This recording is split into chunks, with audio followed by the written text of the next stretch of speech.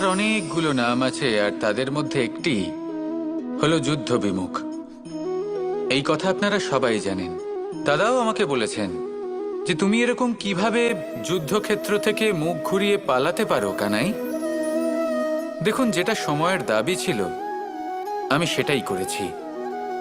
যদি আমি রণভূমি ত্যাগ করে না পালাতাম, তাহলে কে জানে কত সৈনিক নিজেদের প্রাণ হারাতেন, কে জানে কতগুলি পরিবার নিজেদের বাঁচার আশা হারাতেন, কে বলতে পারে হয়তো কত প্রাণী এই সংসার ত্যাগ করতেন। আর তাই কখনো কখনো যুদ্ধ বিমুখ হওয়াই শ্রেয়। কখনো জীবনের ক্ষেত্রেও এটা প্রযোজ্য। যদি দূরে চলে গেলে আপনার সম্ভাবনা বৃদ্ধি পায়, তাহলে দূরে চলে যান।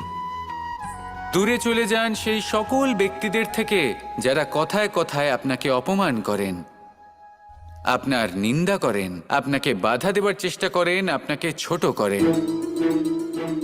কারণ তাদের সাথে থেকে, সেই সকল ব্যক্তিদের সাথে থাকলে যারা আপনার মূল্য বোঝেন না, আপনি নিজের আত্মসম্মান, আত্মবিশ্বাস, নিজের ব্যক্তিত্বকে নত করে ফেলবেন। দূরে চলে যান সেই সকল সংঘর্ষ থেকে, সেই সকল পরিস্থিতি থেকে যাদের সম্মুখীন হয়ে আপনি কোনো পরিণামেই পৌঁছতে পারবেন না। যদি আপনি এইভাবে যুদ্ধ বিমুখ হয়ে উঠতে পারেন, যদি এই প্রবৃত্তি আপনি নিজের মধ্যে জাগ্রত করতে পারেন, তাহলে আপনার সামনে সেই যুদ্ধ চলে আসবে যাতে বিজয় লাভ করে আপনি নিজের অস্তিত্ব খুঁজে পাবেন।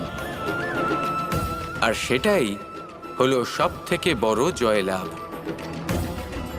আসুন আমার সাথে ভালোবেসে বলুন, রাধা রাধা।